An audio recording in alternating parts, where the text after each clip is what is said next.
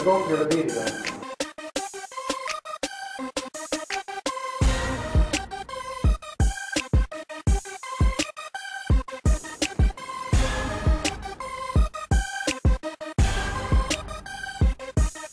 Kas ma võiksin lihtsalt üles tunnistada, et koht on kadunud? Miks?